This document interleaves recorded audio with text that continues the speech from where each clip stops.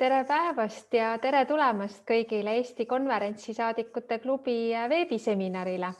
Minu nimi on Kadri Karu, ma olen MTÜ Eesti Konverentsibüroo tegevjuht ja tervitan teid koos meie heade partnerite Tallinna Konverentsibüroo, Tartu Konverentsibüroo ja Visit Pärnuga. Meie konverentsisaadikute klubi webinaride eesmärk on jagada rahvusvaheliste sündmuste korraldajatele huvipakkuvat infot, näiteid, edulugusid, millest oleks kasu oma sündmuste planeerimisel ja korraldamisel. Ja keskkonnasäästlikkus ja jätkusuutlikkus on saanud teemadeks ja üha olulisemateks küsimusteks igal elualal. Nõnda ka konverentsi korralduses on viimase aasta-paari jooksul hakatud keskkonnasäästlike põhimõtete rakendamisele üha enam tähelepanu pöörama. Kuidas aga korraldada sündmusi ja konverentse nõnda, et nad tõepoolest oleksid jätkusuutlikkuse põhimõtetega kooskõlas, milliseid selliseid praktilisi samme ja nippe võiks kasutada selleks, et oma üritused, sündmused muuta rohelisemateks, aga samas toetada konverentside eesmärkide ja tulemuste saavutamist, kust saada asjakohast infot ja inspiratsiooni. Kõigile nendele küsimustele vastamiseks olemegi oma tänase webinari teemaks võtnud niinimetatud rohelised, kestlikud konverentsid ja sündmused ning palunud sellekohast infot jagama oma ala eksperdid. Ma pean vabandama, et tänases programmis välja kuulutatud esineja Krista Kampus kahjuks ei saanud meiega täna siiski liituda ja me loodame tuua tema esinemise ja Tallinna Euroopa rohelise pealinna aastaplaanid teieni järgmistel webinaridel ning Krista asemel avab täna Tallinna võimalusi kestlike konverentside korraldamiseks Made Pandis Raie Tallinna konverentsibüroost. Ma kutsun teid ka üles tänasel webinaril aktiivselt osalema. Te saate esinejatelt küsida küsimusi programmis. Te näete seal programmi kõrval esinejate nime all kas küsi või Q&A nuppu. Sellel vajutades on teil võimalik oma küsimus sisestada ning näha ka juba esitatud küsimusi ning nendele poolehoidu avaldada like nupuga. Ettekannete käigus me teeme ka paar polli. Selles osalemiseks vajutage esineja pealkirja juures nuppu ülesanded ning teile avaneb küsimus, millele vastust oodatakse. Nii et julgustan teid aktiivselt neid võimalusi kasutama ja meie ekspertide teadmisi rakendama. Nüüd aga tänaste teemade juurde. Mul on hea meel anda esmalt sõna Kadri Kallele ettevõttest Acento. Acento on firma, mis keskendub sündmuste korraldajate toetamisele keskkonnateemadel, seda alates kontseptsiooni loomisest kuni praktiliste kohapealse korralduse lahendusteni ja ka kommunikatsioonina. Kadri on keskkonnateadlikkuse ja säästva arengu teemadega tegelenud pikalt üle 15 aasta juba, nii et ta on kindlasti üks parimaid eksperte seda teemat meile täna avama. Tere tulemast, Kadri, ja sõna on sinul.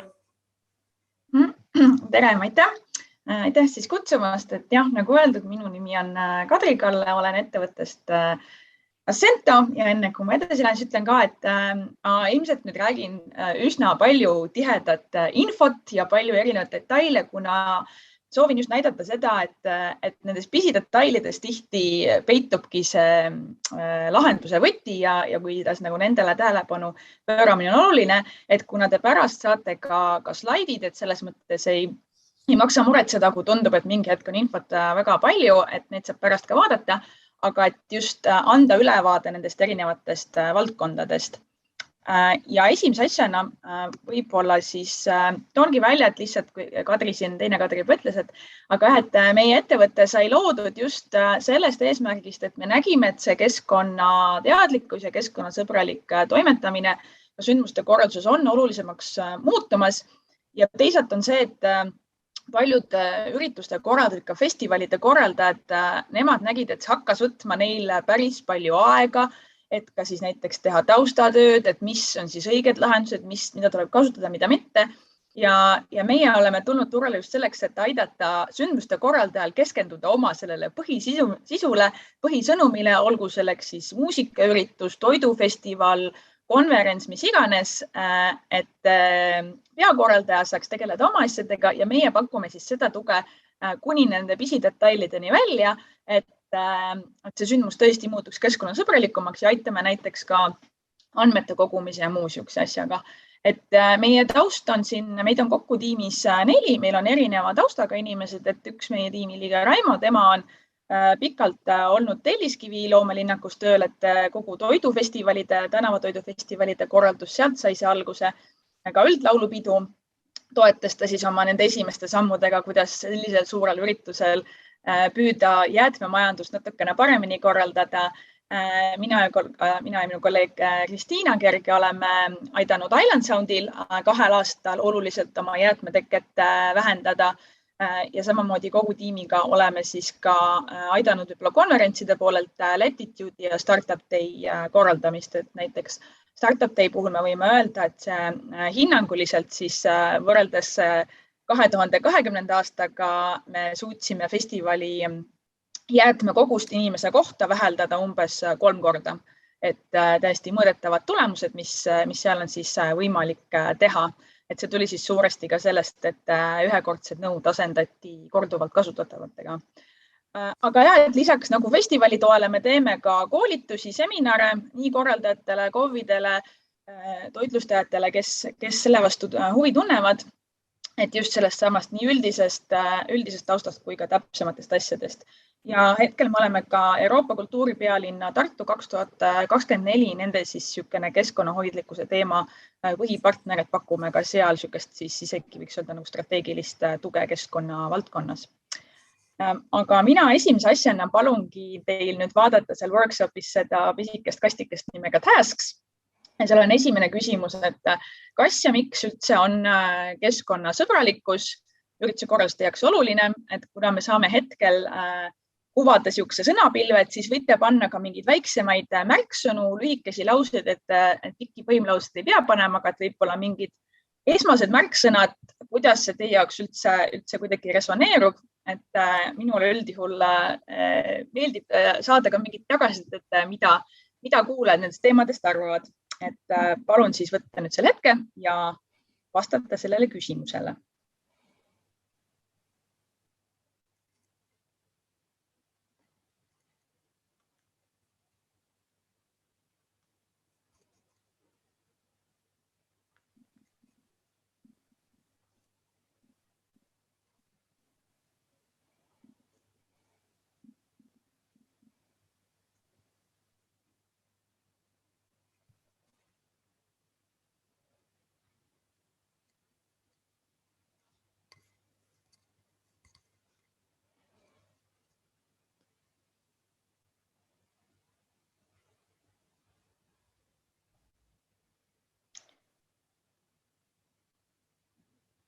Ootame veel natukene ja siis, kui meil see tehniline tugi ka vaatab, et kus me seda tulemust näha saame. No mina hetkel ei näe sama ekraani, mis teie, siis vaadata, et kus see kuvatakse.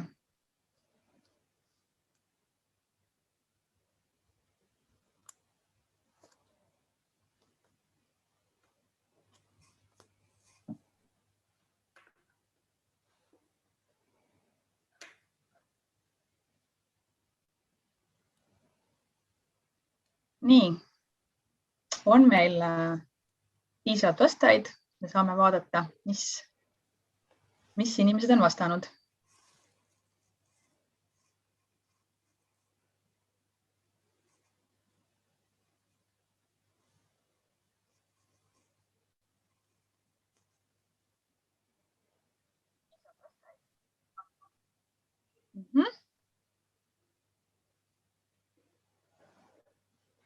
Nii.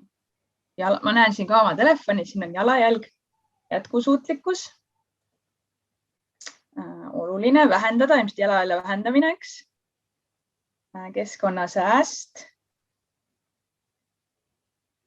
Ja, et siin mõned sõnad nagu täitsa on, et ma näen, et igal ühel ikkagi mingi seos sellega on. Ja siis, et võib-olla ongi see esimene asi, millest me alustame, on see, et kui me hakkame keskkonnasõbralust rääkima, siis tegelikult hakkab kõik pihta sellest, et kas teie sellest ka hoolite, et see põhitiimi pühendumus ja huvi ja väärtused on see, millest see hakkab pihta. Samamoodi see tähendab see, et ka kogu tiim peab lõpuks olema siis samal lainel, et see, kas need ühised siuksed fookusteemad, mida me soovitame öelda, et võib-olla ongi, et kõigele korraga ei saa keskenduda, et seal on võib-olla mingid konkreetselt, kas on mingi toidu raiskamise vähendamine või mingi oma energiamõju vähendamine, et need võivad erinevad, aga et seal siis, et kas seda tiimiga koos leppida kokku need, millele me tahame seega keskenduda, aga et see tiimi enda huvi ja pühendumus on see, millest see kõik tegelikult pihta hakkab. Ja samamoodi võib-olla siis nagu väljaspoolt tulevatest niisugustest stiimulitest, et hetkel me hindame, et on veel võimalik keskkonnasõbraliku korraldusega positiivselt eristuda natukene, aga see aeg liigub aina edasi sinnapoole, kui teatud keskkonnasõbralikud praktikad hakkavad muutuma aina enam normiks ja pigem mingi hetk me oleme selles olukorras, kui ei tehta neid keskkonnasõbralikke mingeid tegevusi, siis pigem hakkab see eristumine olema just nagu negatiivses võtmes. Aga et praegu ilmselt on see ka natukene võib-olla niisugune turunduslik eelis seal võib olla. Ja natuke taustsöömistusest ka, et üks asi on see, et mida me ise nagu leiame ja tahame teha, aga et kuna me toimetame Euroopa Liidus, kus meil on ka erinevad suuremad eesmärgid, et siis mõned lihtsalt näited, et mida me kõik oleme ka Eesti riigina lubanud teha, et alates siis sellest, et me kogume biojäätmeid eraldi ja saadame need ringlusse. Korraks siis ka, et korduskasutus inglise keeles on reuse ehk asjad, mida me kasutame samal eesmärgil uuesti. Ringlusse võtta on recycling ehk siis asjad, mida mingi tehnoloogia abil materjalina saadakse uuesti ringlusesse, et igaks juhuks täpsustan terminid ka üle. Aga jah, et näiteks nii toidujäätmete vähendamine kui ka siis toidujääkide eraldi kogumine ja uuesti sellesse ringsüsteemi saatmine, et need on kõik need, mis on saavutada, et näiteks see viimane eesmärk ringlusse tuleb võtta vähemalt 55% jäätmetest juba paari aasta pärast, hetkel on see protsent Eestis näiteks 30 alles. Et meil siin kindlasti tööd veel on ja iga sektor saab tegelikult siia oluliselt panustada. Nii, aga nüüd palun mina vastata sellele teisele küsimusele, võib-olla seda olete juba teinud, aga vaatame, mis siis seal on. Et kui me ütleme teile keskkonnahoidlik sündmus, siis mis märksõnad teil sellega seostuvad? Milline see sündmus on? Mis seda kirjeldab? Mis seal olla võiks? Vaatame, mis te sealt leiate.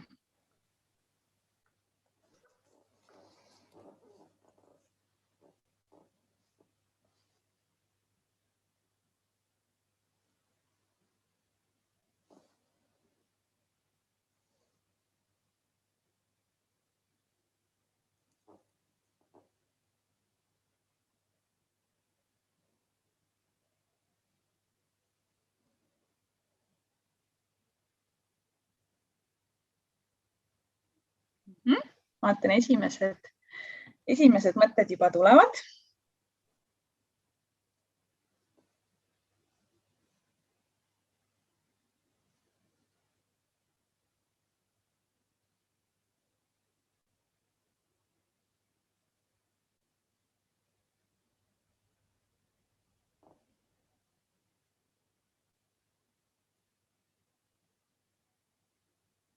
Nii, siin on siis vaatad sorteerimine, tarbimine, läbimõeldud, taaskord, mõistlik, prügi on mainitud,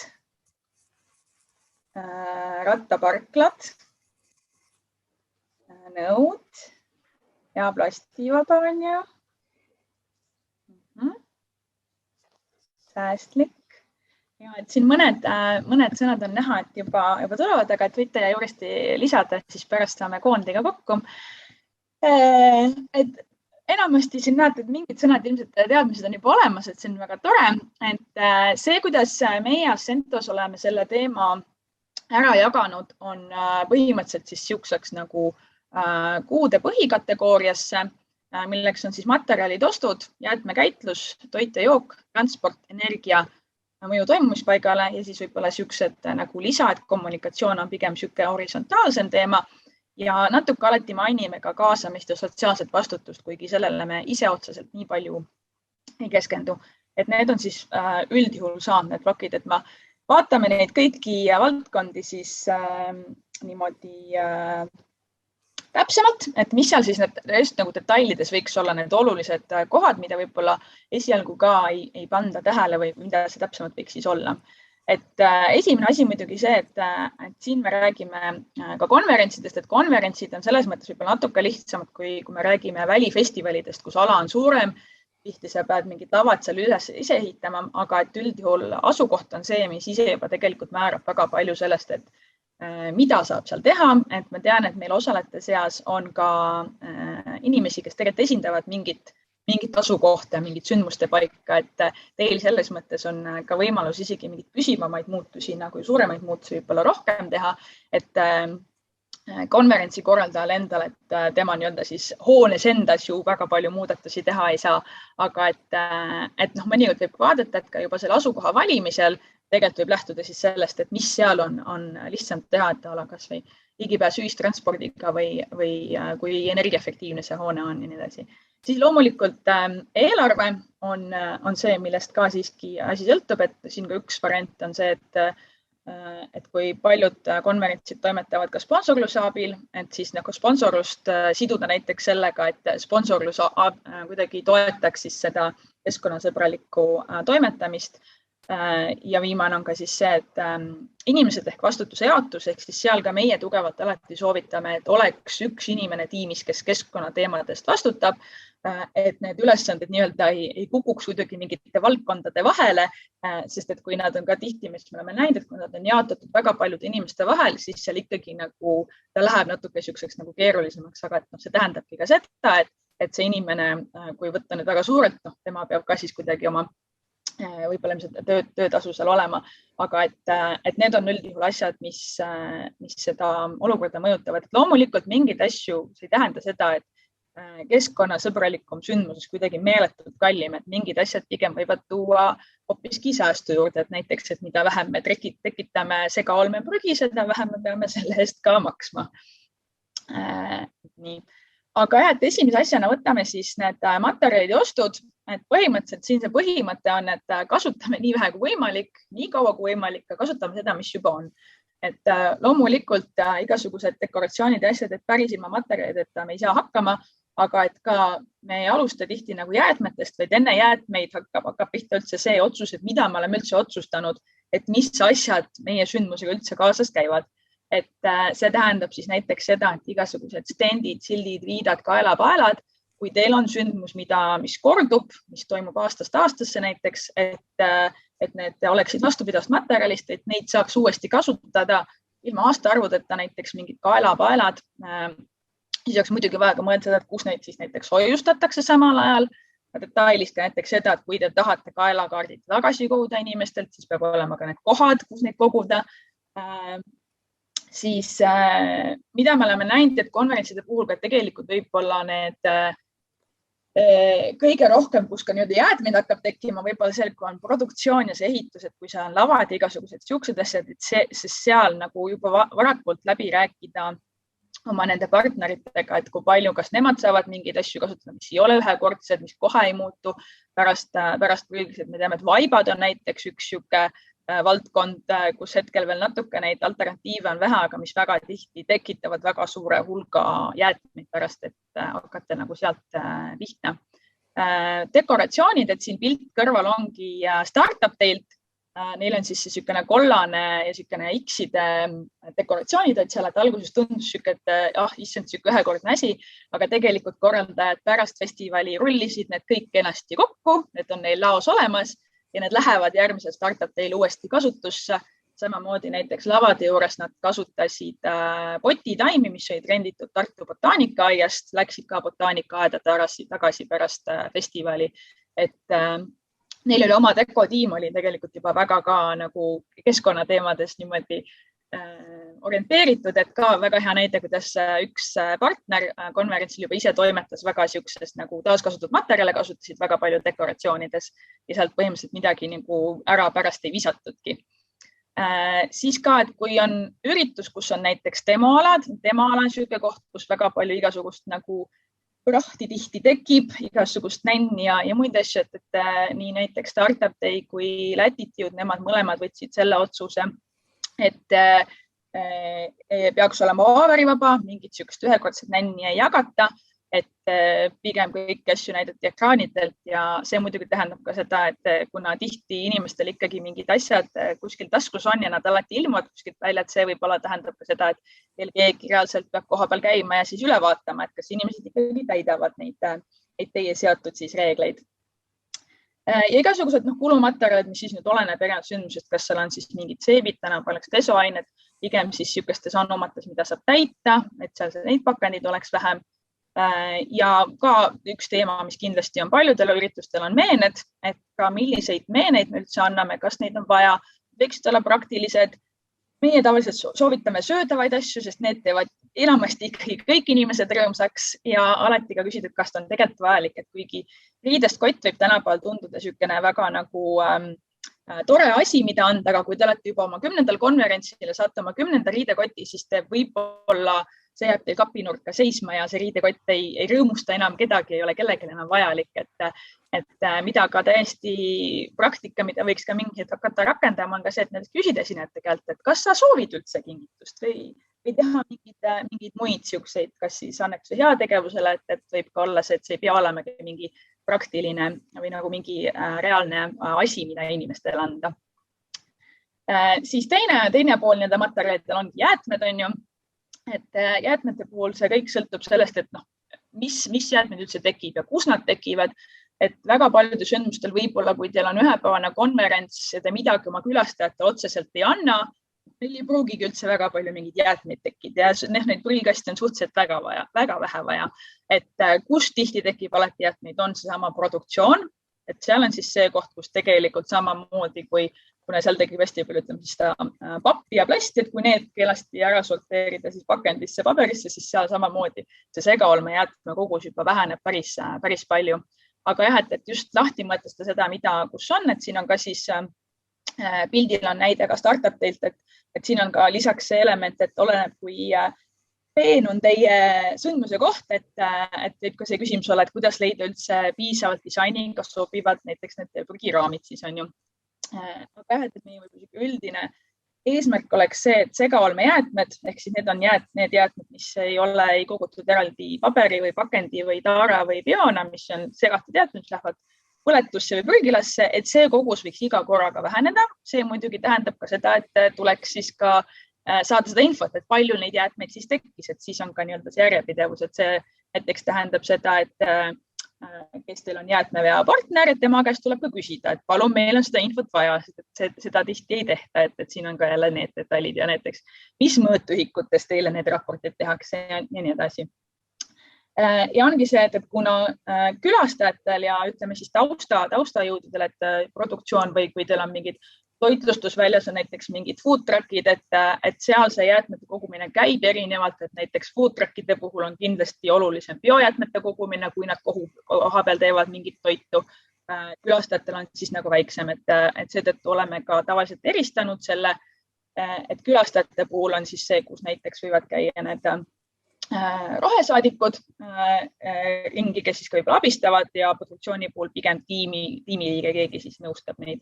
Et jah, et siin on siis ka, et kus on need detailid hakkavad lõpuks nagu väga oluliselt mängima, et kuidas see kohapealne logistika on, kuidas seal on kõik loogiline, et näiteks mõtleme kas või laulupidu, kus on väga suur ala, siis seal kindlasti see on oluline, aga samamoodi ka ruumid, mis hetkel kuhu üldse saab sisse minna ja nii edasi, et need on need sellised detailid, et jah, nagu mainitud rohesaadikud, et oleneb ka, mis teil seal siis on, et kui on nagu rohkem mingeid jäätmeliike seal tekkimas, siis et näiteks kui on kasutusel korduskasutusnõud, räägime, et on võib-olla väljas mingid, ei ole nagu catering, kus on ilus lauaserviis, aga et kuna inimesed on väga harjunud, et kõik nõud on ühekordsed, siis näiteks Latitude'il olidki rohesaadikud, kes pidid inimestele ikkagi juhendama, et palun ärge visake oma taldrikuid ja topse ära, et need on korduvalt kasutatavad. Aga et see on ka asi, mida me näeme, et iga aastaga jääb seda tööd lihtsamaks, et inimesed hakkavad vaikselt harjuma. Ja mida me oleme ka täheldanud, et me võime kenasti oma jäätmed koguda eraldi erinevatesse prügikastidesse, aga üks lüli, mis tuleb ka alati üle kontrollida, on see, et kas need koristajad, kes lõpuks neid koristavad, kas nemad ka teavad, et neid tuleb eraldi koguda. Et siin jälle samamoodi on väga hea, kui see sündmuste paik on ise väga teadlik, et näiteks samamoodi Startup tõi näide ERMis. Sealsed koristajad olid väga teadlikud, nad teadsid, kuidas nad on, me ei pidanud nagu üldse kuidagi neid täiendavalt juhendama, et jälle see koht, et kui paiga juba see koristustiim on ise teab, on harjunud jäätmeid sorteerima, siis on see ka sündmuste käigus oluliselt lihtsam. Ja siis ka võib-olla taustaks, et siin on ka näha, et selle pildil on eraldi värvid, et mida me alati juurutame seda, et igal pool hakkaksid kasutusele minema samad ikoonid, samad värvid. Need on olemas online'is 3 erinevas keeles, mida siis vastavalt natuke disaini saab muuta, aga just, et see ühtne süsteem oleks igal pool olemas, et inimesed, kes käivad erinevatel sündmustel, näeksid järjest neid samu silte. Siis jõuame toiduni. Toidu puhul on siis võib-olla see, et mis see ideaal on, kuhu me liigume, on see, et see toit võiks olla mahe, ta võiks pigem olla taimne, võiks olla hooajaline ja siis võib-olla niisugused kaugemalt tulevad asjad nagu teekohv, suhkur, et võiksid olla õiglase kaubanduse omad. Aga praktikas vaatame siis, et lisaks siis sellele, et ka vähem väikestesse kogustesse pakendatud toitu, et me teame, et siin COVID ajal ka mingi hetk kõik hakkasid väga natuke nagu kartma seda toidu puudutamist ja kõik läks väga nagu pakendamisse ära. Praeguseks me teame, et see on suhteliselt alusetu, et COVID siiski peamiselt oluliselt rohkem levib siis, kui inimesed üksteisega räägivad, mitte niivõrd nende asjade kaudu, mida nad puudutavad. Et seal pigem ikkagi soovitame toitu, mis ei ole väikestes pakendites. Samamoodi näiteks nagu see, et joogivesi võiks olla kättesaadav, kas siis esinejate näiteks kannust, külastajatele kraanist. Sinna juurde tähendab siis see, et võib-olla peaksid kraanide juurde mingid topsid olema ja sildid, et joogivesi on joodav, palun jooge. Ja samamoodi, et siis toitlustajate valik, et just kui me räägime kas siis mahedast või taimsest toidust, et siin on siis jah, et oleks toitlustajate valik teha, et nad sobiksid kokku sellega, mida teie peaksite oluliseks. Ja samamoodi, et oleneb nüüd sellest, milline toitlustus on, et kas on üks toitlustaja, kes pakub kogu toidu ja pakub siis ka muuhulgas taimset toitu või ongi see, et teil on nagu mitu toitlustajat, kellest siis ühe näiteks valite puhtalt taimse toidu pakkuja, et liha keskkonnajalajälg on siiski üsna suur. Siin natukene võib-olla erisus on Eesti maheveisel, kes panustab meie loopealsete karjatamisse. Selles mõttes võib-olla kõige hullem valik ei ole, aga üldjuhul, et igasugused muu lihakogus võiks keskkonna mõttes selles mõttes pigem olla menüüs tagasihoidlik. Ja hästi oluline muidugi see, millest võib-olla isegi nagu alustada, on see, et ikka järgi üritustel ja juba algusest tegelikult tuleks ette ära planeerida, et kui toit jääb järgi, mis sellest saab, kuhu see pakendatakse, kellele see antakse, kas see läheb tiimile kaasa, kas selle saab anda ära Eesti Toidupangale. Tartus näiteks meil on toidukappide süsteem juba arenenud, saab viia kuhugi lähedal olevasse toidukappi, anda teada, seal on toitu, aga see on asi, mida tõesti peab ette mõtlema, et seda nüüd, kui teil on need kandikute seal poolikute toitudega, on koha peal nagu raske teha. Aga et kõrval võib-olla siis ka pilt võib-olla ilmselt on tuntud see JCI maailmakongress, kui siis tegelikult pakuti päästetud toitlustust, et ka see on variant, et võtta siis toitlustaja, kes suudab teile pakkuda näiteks mingitest koledatest aedviledest tehtud toitu, mis nii-öelda kaubandusliku välimusega enam ei ole, aga seetõttu tegelikult nagu panustate toidu päästmisesse, toidu raiskamise vähendamisse.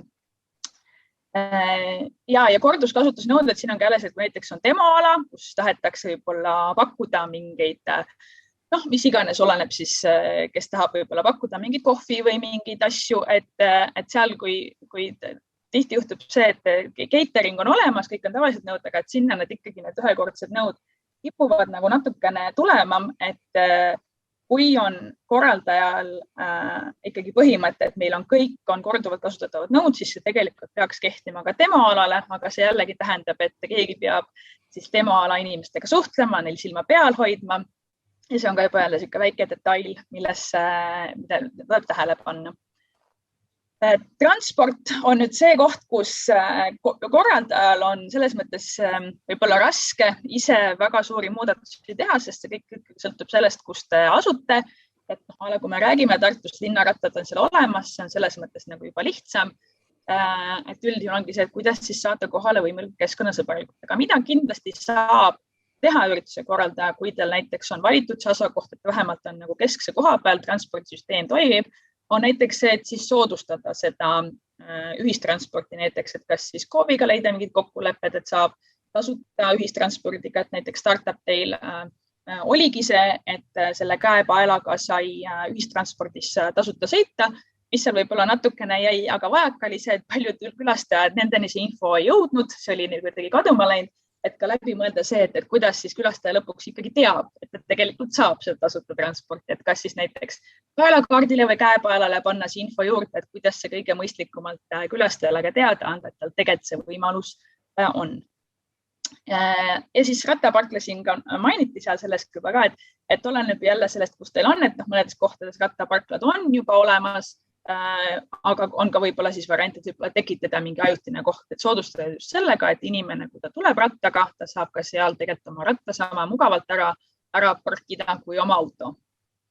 Ja tehakse ka eeliseid autota tulejatele, et see võib-olla on rohkem niisuguste väliürituste teema, et on ka mõeldud, et on piletid näiteks autopõhiselt, mitte nagu inimesepõhiselt, et siis ongi see soodustada just seda, et inimesed ei tuleks üksi autoga, vaid tuleksid mitmekesi autodes, et vähemalt seda autode hulka vähendada. Ja siis samamoodi, et kui tihti esimese juhendina on see, et kuidas kohale tulla, on see, et kuidas autoga kohale tulla ja kus parkida, et võib-olla esimene info võiks olla see, et kuidas kõige lihtsamini tulla kohale ühistranspordiga või jalgsi või rattaga, et ma ei tea, mis bussiga tulla, kus on lähim rattaparkla, mis iganes, et sama detailne info võiks olla ka teiste transpordivahendite kohta kui see, et kus lähim tasuta parkla on. Muidugi Eesti ilm rattaga sõitmist kogu aeg ei soosi, et sellest me oleme täiesti aru saanud. Aga et on ka erinevad Facebooki grupid, kus näiteks jagatakse transport ja muud sellist, et neid variante on. Ja kuna me siin kontekstis räägime kindlasti ka rahvusvahelistest üritustest ja rahvusvahelist reisimisest, et siis paar sõnaga võib-olla sellisest populaarsest teemast nagu carbon offset või keskkonnamõju kompenseerimine, mida kasutatakse ka võib-olla muudel teemadel, aga hästi paljuski juba transpordimõju vähendamisel, et kuna on avastatud, et see on ikkagi väga niisugune asi, mida soovitakse, siis see turg on kasvav, aga seal on ka väga palju teenusepakkujaid, kelle reaalses mõjus tegelikult ei saa üldse kindel olla.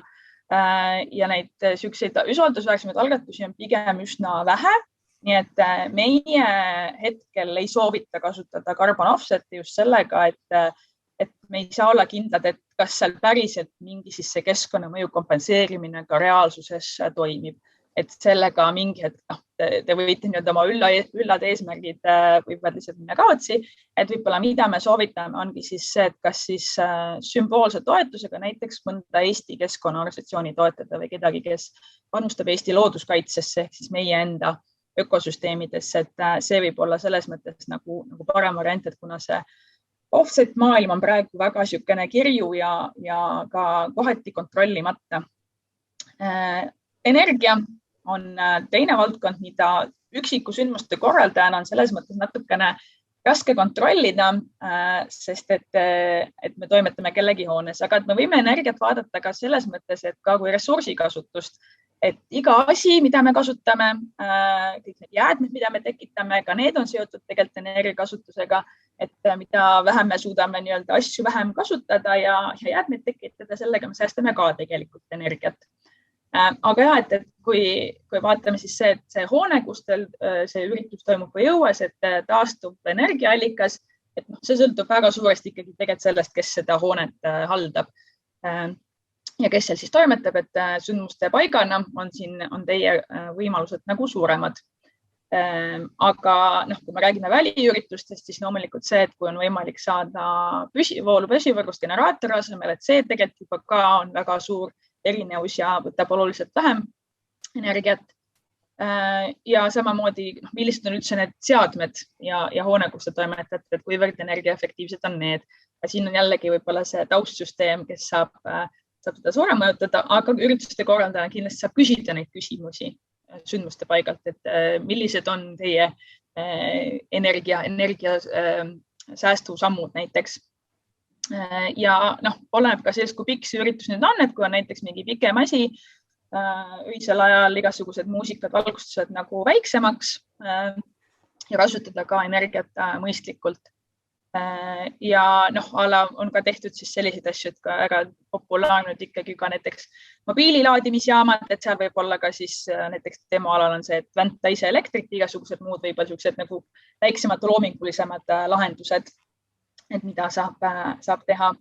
Ja ka samamoodi, kui me räägime energiast võib-olla ka ressursi kasutuses, et kas meil kuskil mingid asjad ei tilgu ja nii edasi, et ka natukene võib-olla sündmuste paiga teema rohkem, aga korraldajana kindlasti saab need asjad nagu ka üle küsida, et seal tegelikult kõik oleks hästi. Ja ongi võib-olla siis laiemalt see, et ka jälle see jäätmetekke vähendamine, et kui me tekitame vähem jäätmeid, kasutame vähem asju, siis sellega me ka tegelikult juba säästame energiat, et esimene samm võib olla kas või nagu lihtsalt see, et kui teisi asju on praegu natuke raske muuta. Ja mõju toimumispaigal, et kuna ma saan aru, et tänane fookus on rohkem siseüritused ja konverentsid, siis ma sellest juba nii pikalt ei räägi, et on mõeldud festivalide kohta, kes toimetavad õues võib-olla kohtades, kus kogu see infrastruktuur tuleb kohale tuua.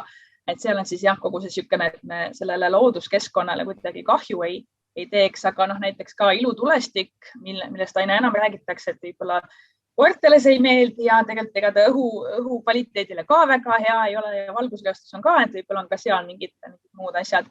Et pilt siin kõrval on näiteks Boom festivalist Portugalis, mis festival toimub iga 2 aasta tagant.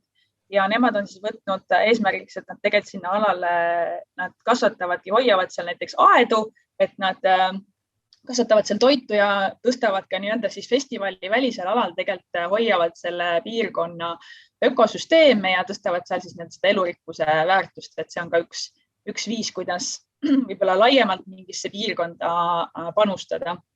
Minu meelest oli vist Greenest Summit, kes nemad siis oma tiimiga otsustasid ka näiteks kuskil puid istutama minna, et need on ka näiteks viisid, kuidas sellesse panustada. Ja aga ka kohalike inimeste teavitamine, kaasamine, et see oleneb väga palju ka ürituse formaadist, et võib-olla pigem niisugune kohalike laatade teema, kus inimesed saavad abis olla, et konverentsidel ilmselt natukene vähem. Ja kommunikatsioon, mis on ka lõpuks kõige olulisem, sest et kui teete palju asju, siis sellest on vaja kõigest rääkida, et kõik osapooled teaksid. Et mis meie ütleme on see, et rääkida tuleks kõigile ja rääkida tuleks korduvalt, sest et ühele inimesele korra rääkimisest ei piisa, et on seda vaja tihti. Et näiteks algab pihta sellest, et kui teil on lepingud partneritega, siis need nõuded peaksid olema kirjas juba seal. Siis lisaks see inimene, kes koha peale tuleb, ei olnud ilmselt see inimene, kes lepingule alla kirjutas. Tähendab, et see tuleb uuesti rääkida. Festivalide kontekstis kogemus on see, et isegi sanktsioonide sissepanemine lepingutesse on okei, et lihtsalt, et nagu tekitada seda accountability, et me mõtleme päriselt, mida me räägime, et kui me tahame, et nii oleks, siis me seda ka mõtleme, et üldjuhul just tänavatoidufestivalide kontekstis kunagi neid rakendada tegelikult ei tulnud, aga see aitas tegelikult nagu sellele kaasa, et inimesed võtsid neid tõsiselt. Ja lisaks siis ka see, et keegi siis koha peal peab tegelikult ka kontrollima, et kas tõesti nii on, et oleme küll käinud festivalidel, kus kõik on lepingus lubanud, et jah, kõrsi ei kasutata ja siis käid ja korjad neid kõrretopse igalt poolt ära, sest et keegi on ikkagi kuskil need kõrred välja pannud, et lihtsalt ka siuke väike detail, millele lõpuks tuleb tähelepanu pöörata. Ja, et see teavitus peaks hakkama kohe alguses, vastavalt nüüd sellele, kui palju teil neid erinevaid partnereid on ja kui palju nad seal koha peal tegutsevad, võib olla isegi vajalik teatud koolitus, et miks me seda teeme, mida see tähendab, kus mingid asjad on, kuhu oma jäätmed viia, kuidas see kõik on teistmoodi kui tavaliselt ja nii edasi. Ja samamoodi, et siis aitavad alati need vabatahtlikud rohesaadikud, eriti just kui me räägime külastajate poole pealt, et kas kui külastajad peavad tegema midagi natuke teistmoodi.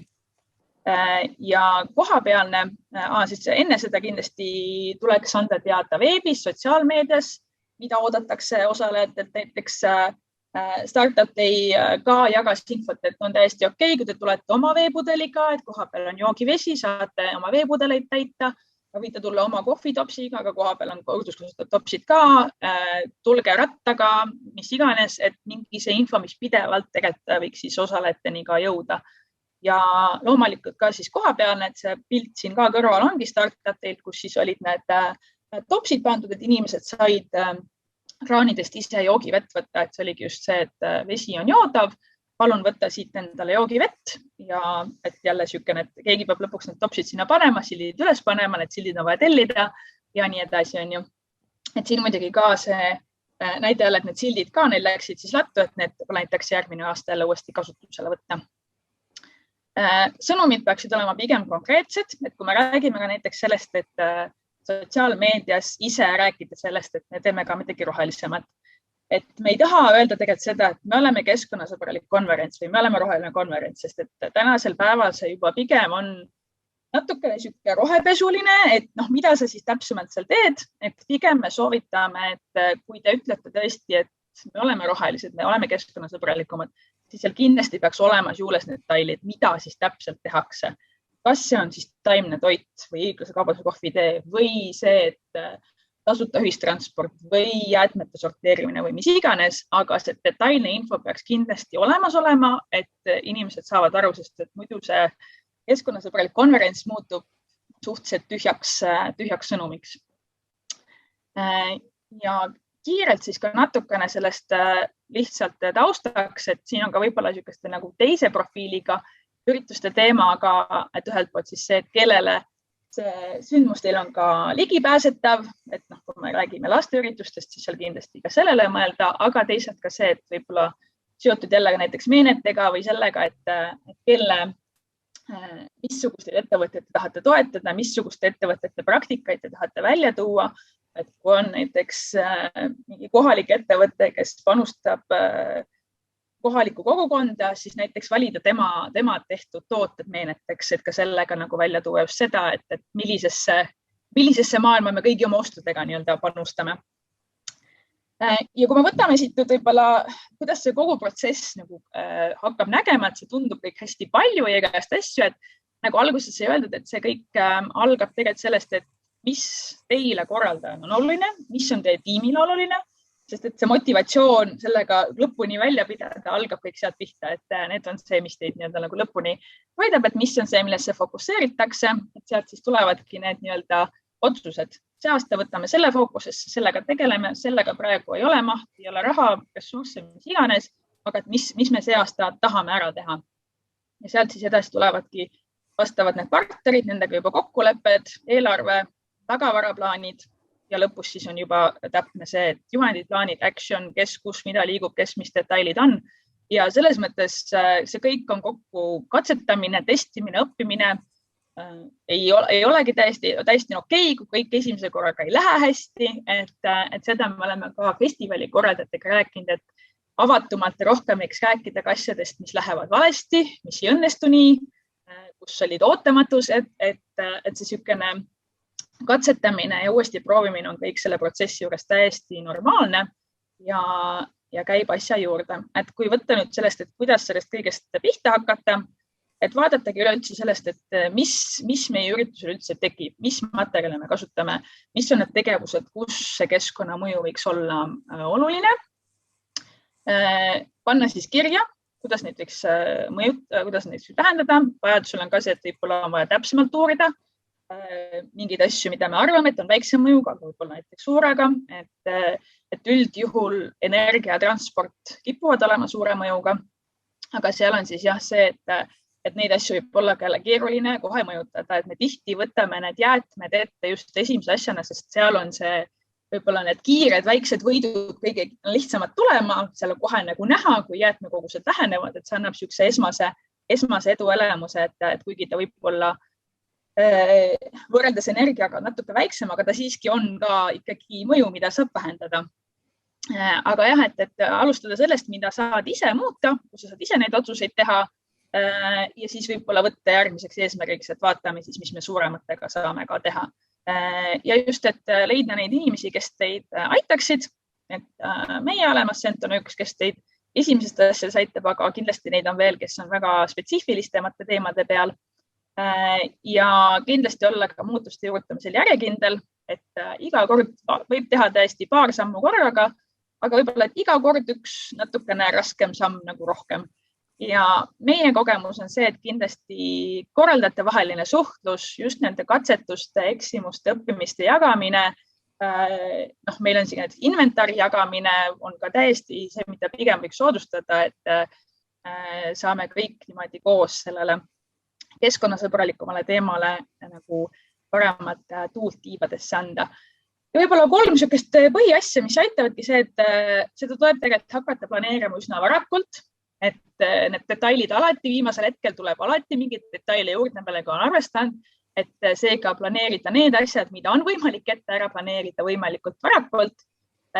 Seesama just, et teised korraldajad, partnerid, kellega teha koostööd ja ka siis see, et teadmise loomine, talletamine, et mida me juba teame, mis on hästi läinud, mis töötab, kellega mida teha.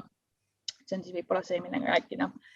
Ja mina oma pika monoloogi siin nüüd lõpetan, et meie pakume teile abi. Ascento.ee on meie koduleht, saab e-maili kirjutada. Sama nimega oleme ka Facebookis olemas. Ja võib-olla siis vaatame nüüd seda ka viimast küsimust, et Plosed juba vastasid, aga et kes vastab, et mida näiteks tahaksite oma järgmisel sündumel keskkonnasõbralikumalt teha. Et siis võite ka seda küsimust nüüd vastata ja mis te kõige selle põhjal praegu tundub, et mis võiks olla tehtav. Aga mina siin ka lõpetan ekraani jagamise ja siis, kui on küsimusi, siis saame need võtta.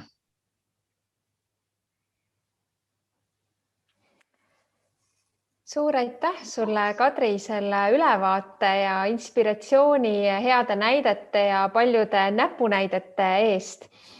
Täiesti päri sinu ühe mõttega, et keskkonnasäästlikkus ja kestlikkus konverentside korraldamisel ilmselt tulevikus ei ole enam mitte konkurentsieelis, vaid nii-öelda hügieenifaktor, et kui me vaatame ka ise erinevaid erialassotsiatsioonide konverentse või akadeemilisi konverentse, mis Euroopas ja maailmas liiguvad ja ka Eesti poole vaatavad, et siis väga paljudel juhtudel on nendelgi juba oma sellistes kirjeldustes, nõuetes kirjas, et keskkonnasäästlikke põhimõtteid peab järgima ja ilmselt see tulevikutrend on.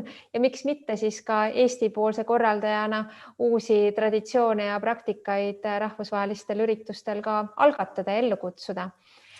Ma julgustan teid ka esitama Kadrile küsimusi. Mul endal oleks üks küsimus ühe termini osas, mida sa mainisid ka, et selline asi nagu rohepesu, et äkki sa saad tuua mõned näited või paar sellist soovitust, et mis on sellised enim levinud vead konverentside ürituste korraldajatele. Tundub, et nagu teeme nagu õiget asja, aga tegelikult see ei ole päris nagu kestliku efektiga. Jah, võib-olla mitmed asjadega tegelikult ju keegi ei tee võib-olla niimoodi teadlikult rohepesu, et väga tihti on see just teadmatusest, et võib-olla kõige tavalisem ongi see üldsõnalisus, et me oleme me vähendame oma keskkonna jalajälge või me oleme kuidagi roheüritus, et seal peaks olema kindlasti mingi info, mida me täpsemalt teeme ja kuna ütleme, et inimeste ootused on ka tegelikult tõusmas, siis see on ka võib-olla mõnes mõttes niisugune nagu tagasihoidlikkus just öeldes, et no me ei olegi oma jäätmetega nulli läinud. Lihtsalt öelge, et me teeme esimesi samme, need on need esimesed sammud, me teame, et me ei ole ideaalsed ja nii me püüame edasi minna. Et ollagi hästi nagu võib-olla just aus oma sõnumitega, et ma tean, et see tahe võib-olla nagu suur ikkagi näidata seda, et me oleme nii ägedad, mis selles mõttes nagu mingites kontekstis väga okei, aga kuna võib-olla ka need võimalused midagi teha ei ole alati nii suured, kui see taha, et siis pigem ma võib-olla oleksin niisugusem läbipaistvam, ausam ja isegi tagasihoidlikum oma sõnumitega, aga selles mõttes, et kindlasti rääkida nendest, et mitte jätta neid mainimata, et kui te midagi teete, siis kindlasti tooge see välja. Et see on võib-olla see asi ja teine, see off-settimine on see asi, mis natukene hakkab praegu tulema, et väga palju öeldakse, et ja näed, et me nullisime kõigi oma külastajate transpordi mõju või mis iganes, et see võib olla tõesti selle off-seti pakkuja lubadus teile. Aga probleem ongi selles, et tema lubadus võib tegelikult olla katteta. Et selles mõttes ma pigem soovitaksin olla ettevaatlik. Neid pakkujaid on palju, aga jah, et praegu ma ei oskaks isegi soovitada kedagi, kes oleks nagu hea offset ja et võib-olla jah, lihtsalt öelda, et me püüame oma keskkonnamõju vähendada, me panustame, ongi siis mingisse looduskaitseorganisatsiooni, aga mitte seda sõnastada nagu oma keskkonnamõju nullimisena. Et see on niisugune natukene nagu ohtlik asi. Mis võib-olla konverentside puhul üks asi veel, et kui on enamasti catering olemas, on nii ehk naa päris nõud, aga kui me räägime mingitest kohtadest, kus siiski need ühekordsed nõud on, et seda ma ei hakanud eraldi mainima, aga igasugused biolagunevad, kompostitavad need nõud, et need tegelikult reaalsuses nende keskkonnasõbralikkus on üsnagi väikene võrreldes tavalise plastiga ja seal on lihtsalt need detaile väga palju, et selleks, et biolagunev kompostitav nõu oleks päriselt keskkonnasõbralikum, peab ta jõudma vastavasse kohta, kus ta eraldi siis nii-öelda töötatakse, et Viljandi folk on ainuke näide praegu, kes päriselt kogus nad eraldi, saatis töötlemisse, nad said mullaks, aga see on pigem erandlik näide. Et need on võib-olla põhiasjad, mida ma olen ise näinud.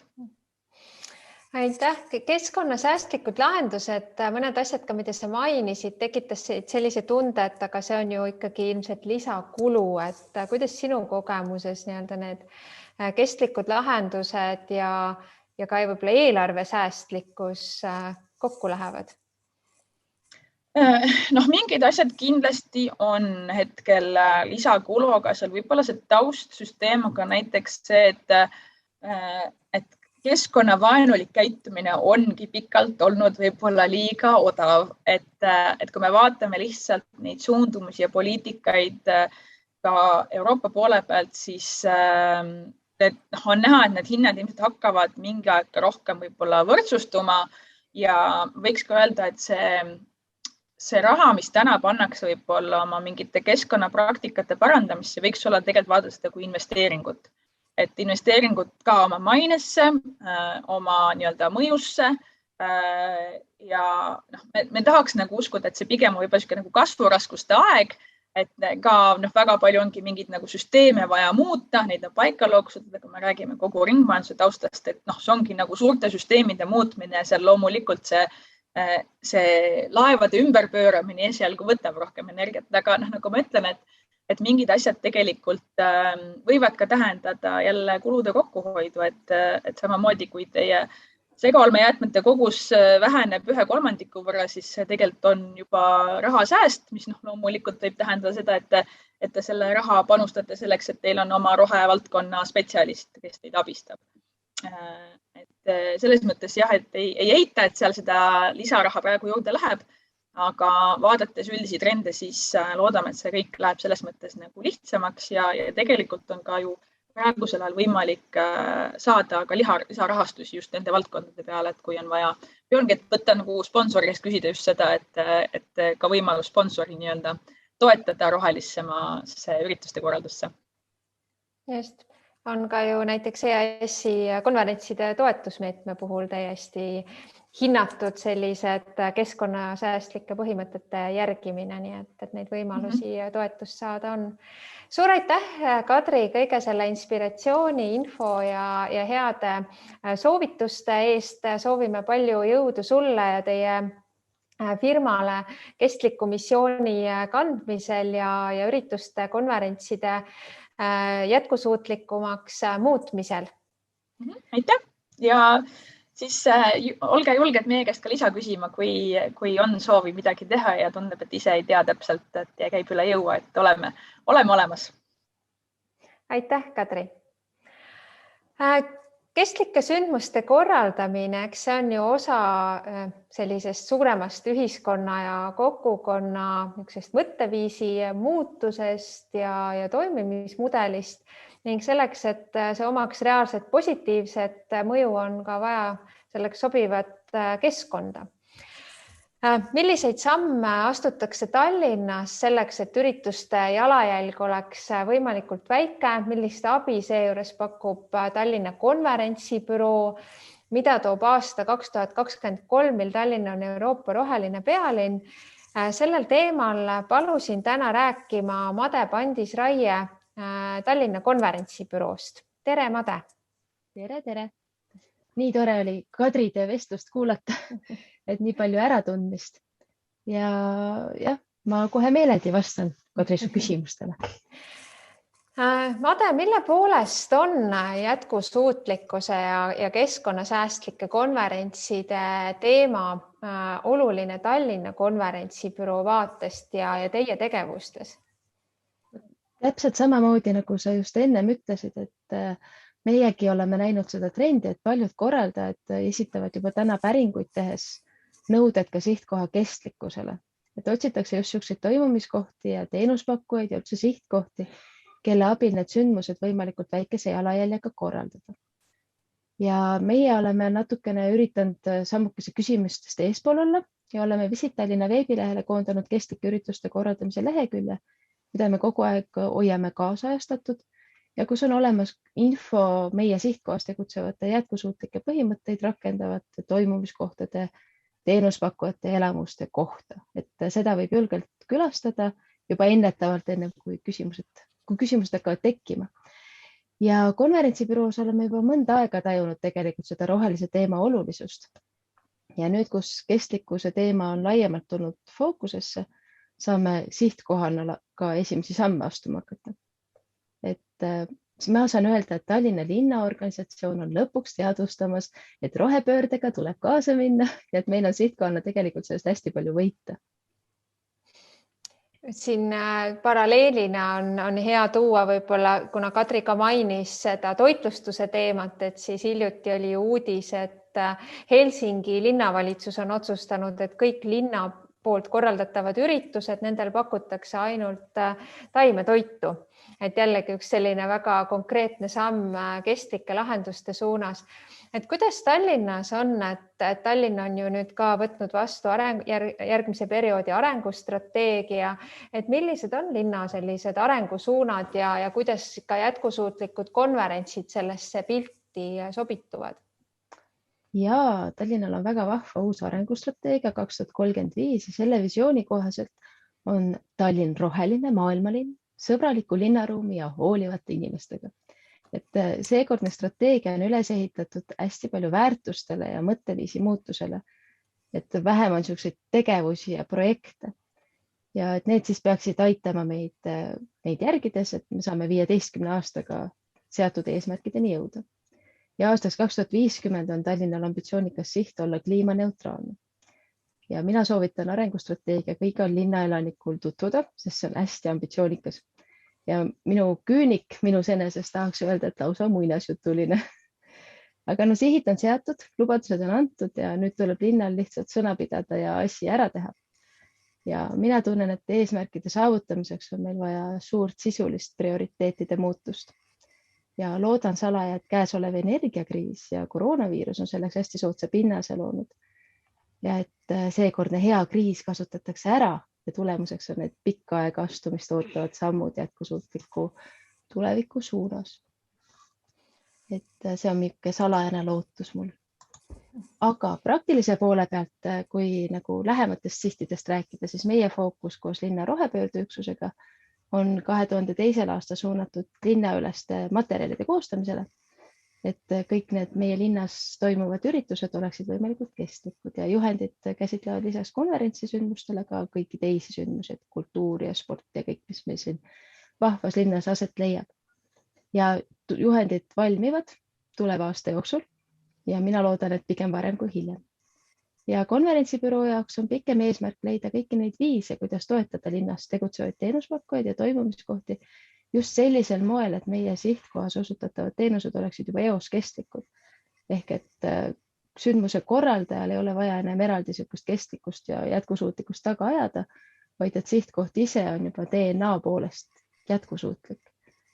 Et ma ei tea, see on minu niisugune isiklik helesiinine unistus.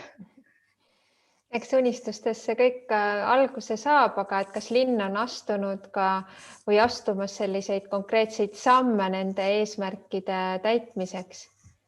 Jaa, Tallinn on hästi jõuliselt liitunud erinevate linnu koondavate ettevõtmistega ja need on valdavalt siis ajendatud jätkusuutlikest eesmärkidest.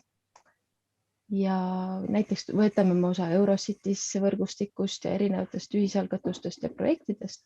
Nii see aitab me siis teiste Euroopa linnadega ühte sammu astuda. Ja kõike seda infot leiab meie Visit Tallinna selles samalt keskkonnahoidlike ürituste korraldamise leheküljed ka. Aga linna suurimaks saavutuseks on Euroopa rohepealinna tiitel aastal 2023. Et see on ikka pikk teekond olnud, et selle nimel nähti vaeva 15 aastat, et see tiitel meieni jõuaks ja alates 2006. aastast meil see idee üldse Tallinnas alguse sai. Ja rohelise pealinna aasta meeskonda ja programmi on hetkel nagu koostamisjärgus ja sellest siis räägib kõigest Krista mõnel tulevasel webinaril hästi pike detailselt. Ja Kristale meeldib väga rääkida, nii et ongi valmis. Aga turismiosakonna jaoks on olnud suur samm õiges suunas Global Destination Sustainability indeksiga liitumine selle aasta kevadel. Ja indeksi abil hinnatakse iga-aastaselt erinevaid sihtkohti ja nende jätkusuutlikkust ning moodustatakse pingeridu. Et meie läbisime just oma esimese hindamise ja saavutasime Ida-Euroopa linnade seast parima tulemuse. Aga no võrreldes teiste linnadega on meil ikka arenguruumi küllaga, nii et see on niisugune hea reference point või niisugune koht, kust vaadata, et kuhu nüüd edasi. Ise oleme väga rahul sellega. Ja konverentsibüroo jaoks on endiselt kõige tähtsam see, et saame Tallinnas toimuvatele konverentsidele ja teistele kohalike tähtsusega sündmustele pakkuda tasuta ühistransporti. Et meie rõõmuks kasutavad korraldajad seda võimalust sageli ja seda peetakse ka oluliseks sihtkohta valides. See on niisugune teisele Kadrile ka võib-olla hea info, et Tallinnas on see võimalus täiesti olemas. Ja linnaelanikul ma noppisin just üles, et on üheks võimaluseks kohe praegu täna midagi ära teha, kui ta hääletab Tallinna kaasava eelarve hääletusel. Ja sinna on linnaelanikud esitanud 132 ettepanekut, mis on kõik suunatud just elanike elukvaliteedi parandamisel. Hääletada saab 12. detsembri. No võt, peame kõik siis üles otsima selle võimaluse ja oma sõna sekka ütlema. Saadame lingid. Palju õnne igal juhul Euroopa rohelise pealinna tiitli pälvimise puhul. See on väga hea näide sellest, et kui ükskord nii-öelda ei saada edu esimest pakkumist, ka konverentside puhul esimest taotlust, et siis alati tasub uuesti proovida ja seni tehtud ära kasutades veelgi parema tulemuseni jõuda. Sa mainisid juba mõningaid aspekte, kus Tallinna konverentsibüroo saab aidata selliste keskkonnasäästlike konverentside planeerimisel. Et kas lisaks sellele juhendile on veel midagi, mida sa tahaksid välja tuua? No lisaks siis juhendmaterjalidele, mida me koostama hakkame, juhendile, mis meil on juba veebil olemas ja tasuta ühistranspordile, eks me ikka aitame kõige enam oma nõu ja kontaktidega, nagu teistegi päringute puhul. Kuna meil on aastatega kogunenud hästi paras pagas juba, mille pealt oskame, kui mitte kõikidele küsimustele vastata, siis vähemalt õige suuna kätte juhatada, siis võib alati meie poole pöörduda.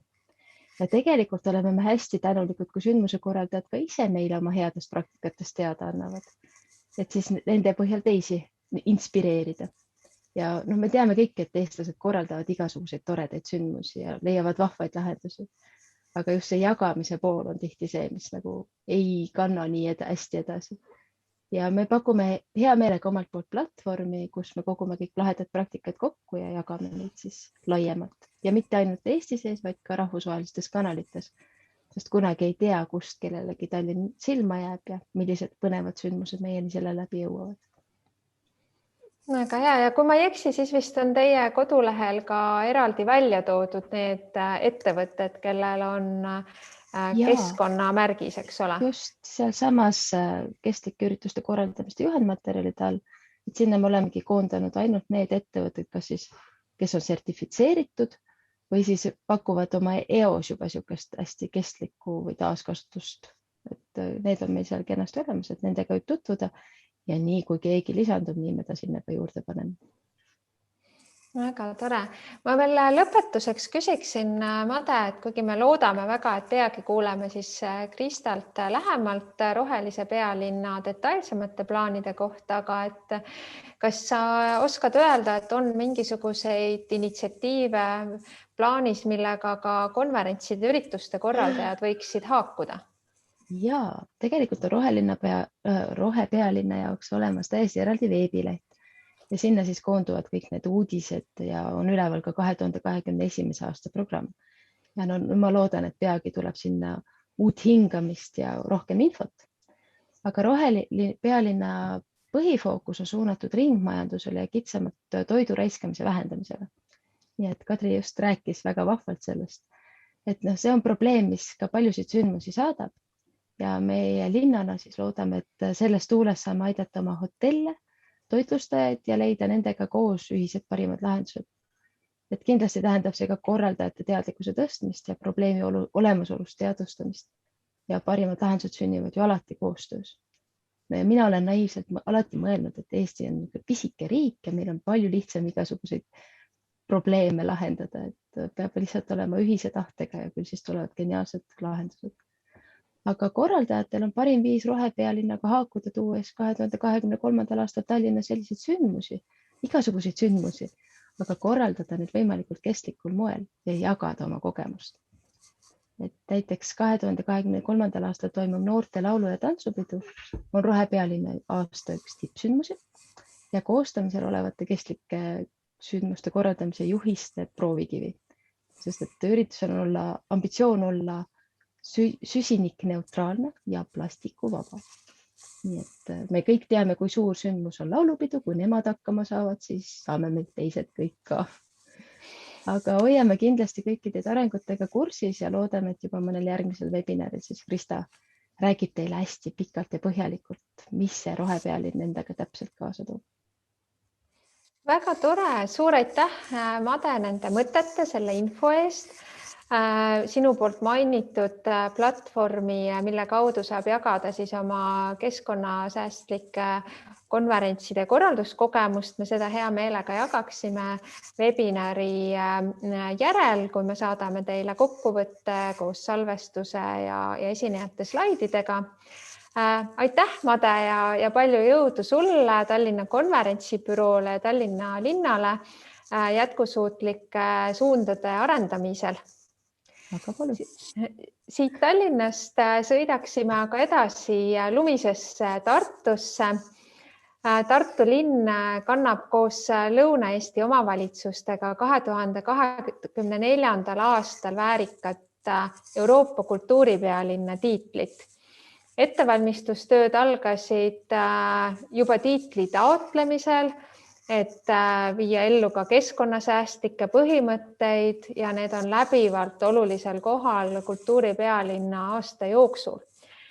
Mida kultuuripealinna aasta ning kontseptsioon ellujäämise kunstid endast täpsemalt hõlmab, sellest oleme palunud täna meile rääkima Marika Goldmani, sihtasutuse Tartu 2024 turundusjuhi. Tere, Marika!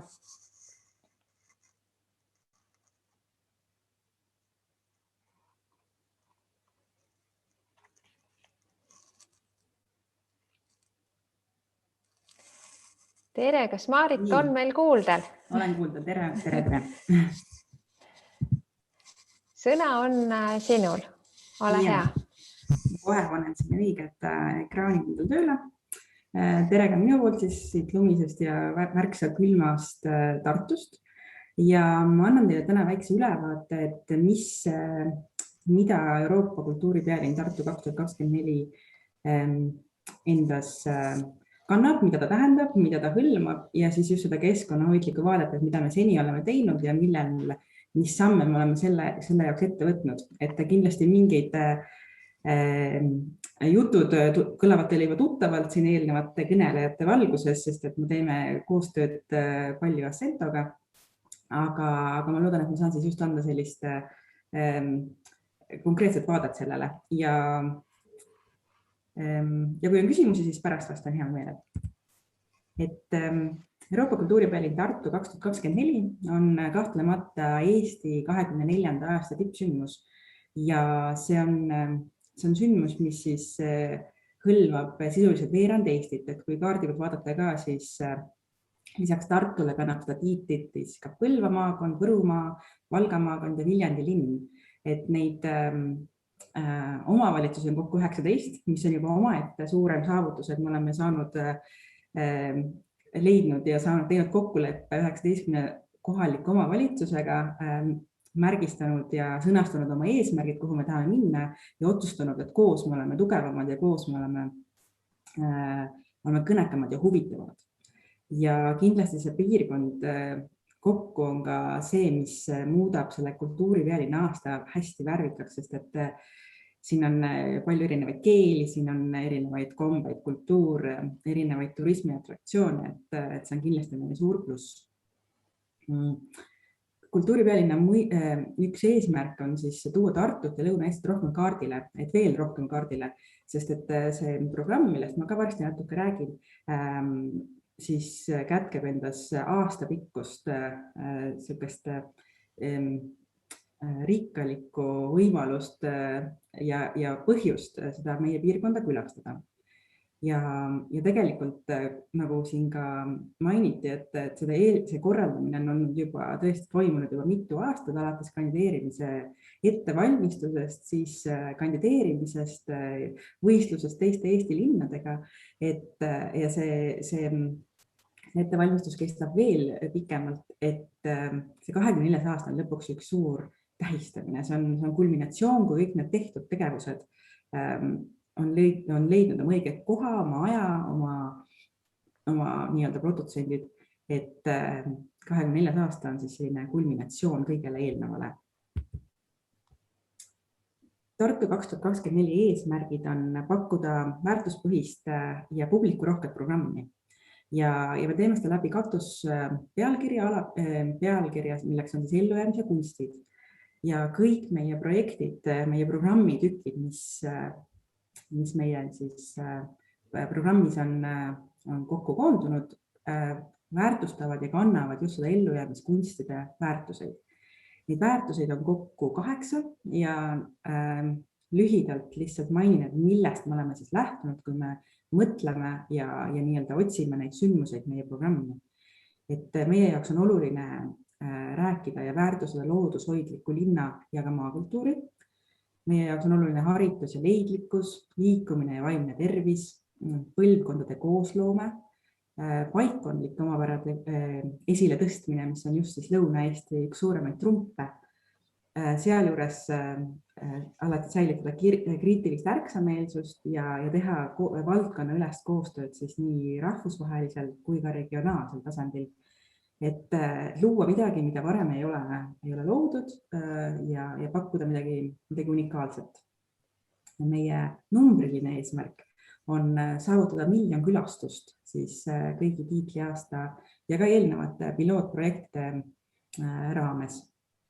Ja meie jaoks on hästi korraldatud kultuuripealinn tähendab seda, kui Tartu 2024 on üks Eesti tuntumaid kaubamärke aastaks 2024 ja me oleme suutnud seda programmi, kommunikatsiooni ja turundust ellu viia heas koostöös siis avaliku sektori ja erasektori vahel. Et me töötame selle nimel, et meil tekiks meil juba tekib, aga et meil laieneb suurem kontaktide võrgustik ja liitlasvõrgustik siis turismiorganisatsioonide või ülikoolide või vilistlaskondade sõpruslinnade näol, kes aitavad meie sõnumit ja meie agendat siis edastada. Et meie suurim soov on see, et 24. aastal öeldakse, et tulge Tartusse, meil siin toimub palju ja tulge Lõuna-Eestisse. Mõjudest, et mida me siis kultuuripealinnaga soovime saavutada. Et kindlasti me soovime rääkida Tartust ja Lõuna-Eestist, aga üldiselt ka rahvusvahelise turundusega muuta siis Eestit ja atraktiivsemaks ja veel tuntumaks Euroopas. Meie programmiga me loodame, et väheneb ääremaastumine ja suureneb Tartu ja Lõuna-Eesti inimeste sotsiaalne ja ka majanduslik heaolu siis siia tulevate turistide najal. Kasvab Tartu ja Lõuna-Eesti inimeste osavõtt kultuurielust, et meie programm katab tõesti siis füüsiliselt ka kõiki neid seda roheliste hulka, mis seal kaardi peal oli näha, et sündmused ei ole koondunud ainult Tartusse ja nii-öelda maakonna keskustesse, vaid tegelikult, et me ikkagi oleme esindatud oma programmiga terves meie regioonis. Et meie piirkonnas oleks palju, et suureneks võimekate ja kogenud kultuurikorraldajate hulk ja nende motivatsioon. Et see on ka üks meie jaoks oluline teema, millega me tegeleme, et neid võimestada. Ja mis tänasel päeval vajab eriti rõhutamist, aga jah, et meie jaoks on oluline, et Tartu ja Lõuna-Eesti muutuks rahvusvaheliselt tunnustatud eestkõnelejaks keskkonnahoidlikkuses ja just keskkonnahoidlikus kultuurikorralduses. Me kindlasti ei tee seda üksi, et peamiste partneritena on loomulikult meil programmi looja, programmi koostajad, nendeks on siis produtsendid, loovisikud, korraldajad, eksperdid, erinevad asutused, hariduses ja teadusvaldkonnast. Meie ettevõtjad, et Tartu 2024 on ühest küljest paljudele turistidele põhjus siia sõita, siin ööbida, siin süüa, juua, tarbida meelelahutust ja teenuseid ja tooteid, aga samas on ka ettevõtjad ka meile ka turunduslikud partnerid, et me loome neile selleks võimalusi. Lisaks sellele, et Tartu linn ja 19 kohalikku omavalitsust on kokku tulnud Euroopa kultuuripealinna nimel, on meie suureks partneriks Eesti riik ja siis eelkõige just Kultuuriministeerium, kelle kaudu me saame kontakti Eesti väliskultuuri atašeedega ja Eesti saatkondadega väljaspool, kelle kaudu jällegi me saame oma lugu rääkida, oma programmi tutvustada ja oma sõnumit siis võimendada. Ja kindlasti on meie nii-öelda koostöö olulised siis partnerid ka Eesti kultuurisõbrad Euroopas ja tegelikult ka mujal. Et meil on nii-öelda kultuuri ise hakanud heas mõttes kultuurisaadikud, meil on Eesti fännid, meil on estofiilid, meil on väliseestlased, kes tunnevad, kellel on mingi side Eestiga ja kes tegelikult ka otsivad neid uusi põhjuseid, miks jälle külla tulla. Et nendega me ka kindlasti suhtleme. Ja siin ongi tegelikult pilt ühest kultuurikompassist, et tegelikult lisaks siis kommunikatsioonile, turundusele ja eelkõige programmi koostamisele meil käib juba selle nimel töö, et me siis ise ka paralleelselt kogu aeg õpiksime ja kuidas pakkuda häid kogemusi, kuidas haarata erinevad publikut. Ja me nimetame seda kokkuvõtvatest võimestusprogrammiks, et me korraldame me oleme juba 3. aastat korraldamas kultuurikompassi foorumeid, kus me olemegi erinevate teemade kaupa lähenenud siis kultuurikorraldajatele olulistel teemadel, näiteks ligipääsetavus ja rahvusvaheline koostöö ja nüüd novembris pidi toimuma, aga koroona tõttu kahjuks lükkus edasi, toimub rahvusvaheline kultuurikompass, mille peateema ongi just keskkonnahoidlik ja sõbralik kultuurikorraldus. Kuidas see on võimalik, mis on need väljakutsed ja see toimub nüüd 28. aprill ERMis. Kindlasti on sellest ka online ülekanne, et kutsun teid juba siis etteruttavalt sellele foorumile osalema, sest siin tulevad ka kõnelema siis erinevad rahvusvahelised esinejad oma kogemustest ja oma näidetega. Aga et siis keskkonnahoidlikust kultuurikorraldusest, mis on kindlasti meie uus reaalsus, et siin on mitmed direktiivid, mis on nii-öelda kokku lepitud ja see on globaalne, siin ei ole midagi selles mõttes, mida Eesti teeks üksinda, vaid lihtsalt, kus me saame siis lahendustena pakkuda kohalikke lahendusi, lokaalseid lahendusi. Keskkonnateemad puudutavad meid kõiki erinevaid valdkondi ja ei ole ka kultuur sellest puutumata, nii et ma usun, et kõik on sellega nõus, et inimeste ja külastajate mõtteviisi on muutunud, nende väärtuste nihked on toimunud ja nii külastajad kui ka esinejad tegelikult juba on üsna teadlikult ja nad juba ootavad mingisuguseid samme, kui nad kas esinevad või siis külastavad mingisuguseid sündmuseid.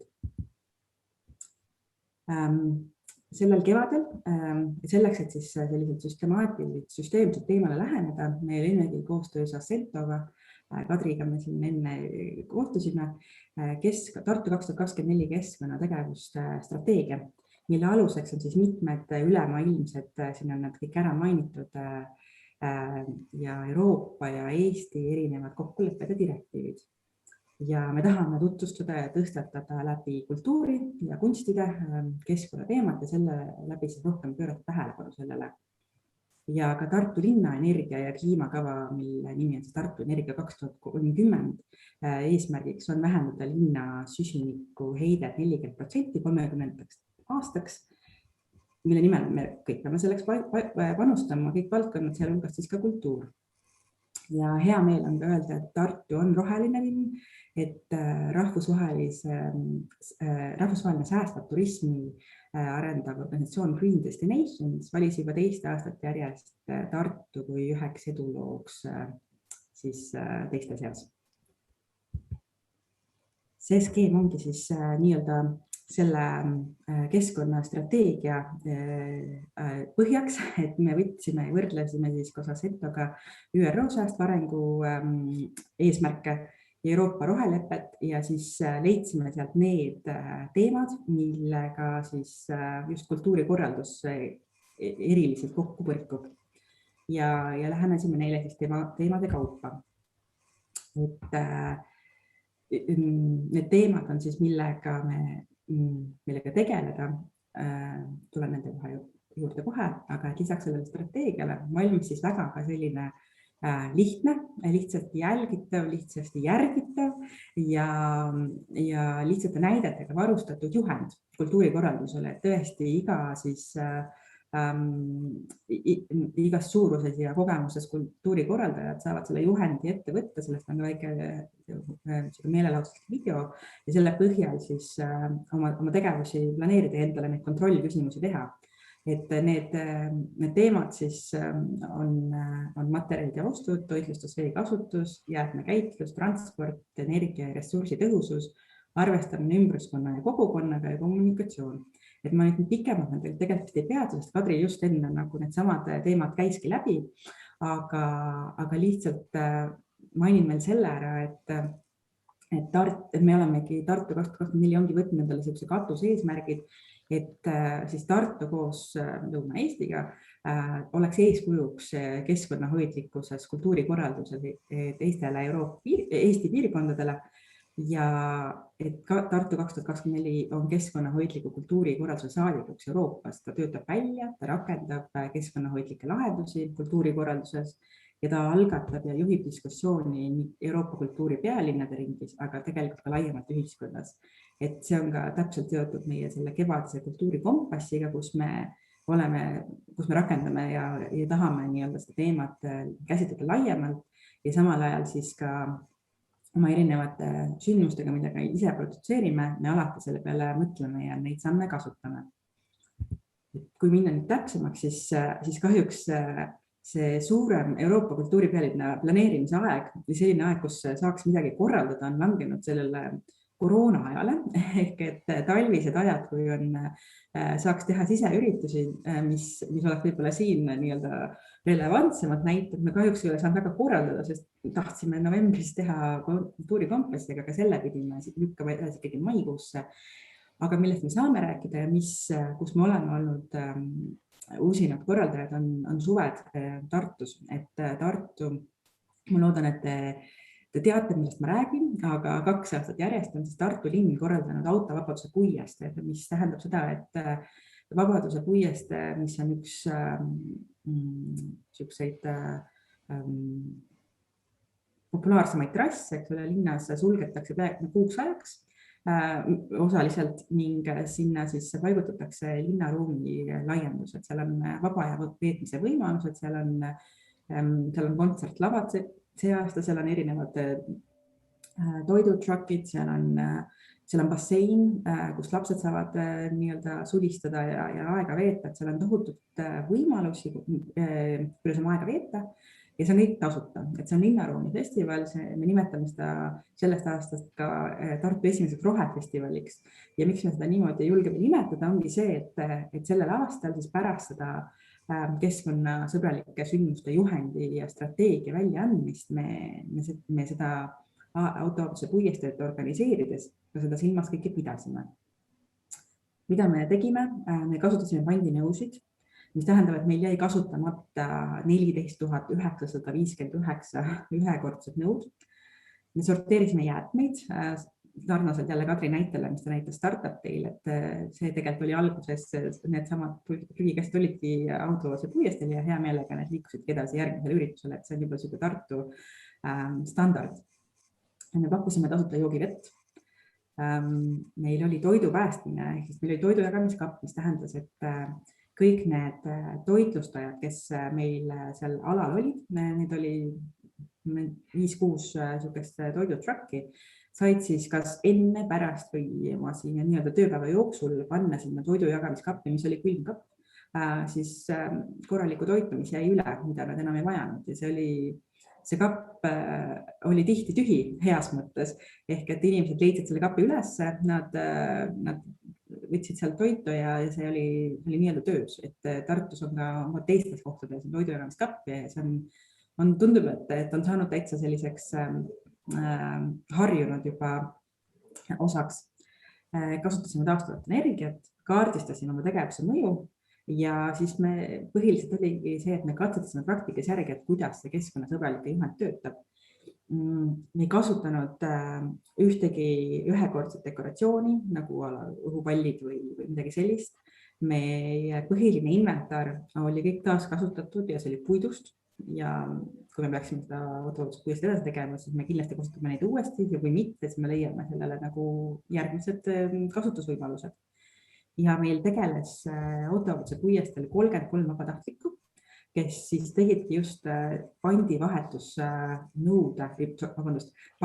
vahetuspunktis, tagastuspunktis 121 vahetust. Nii et see oli ka selline iga päev avatud siis punkt, kust inimesed said kas kohe pärast toitu või kui nad soovisid veel nii-öelda midagi lisaks süüa, said võtta teise käigu ja siis nii-öelda endale sobival ajal selle nõu sinna tagasi viia.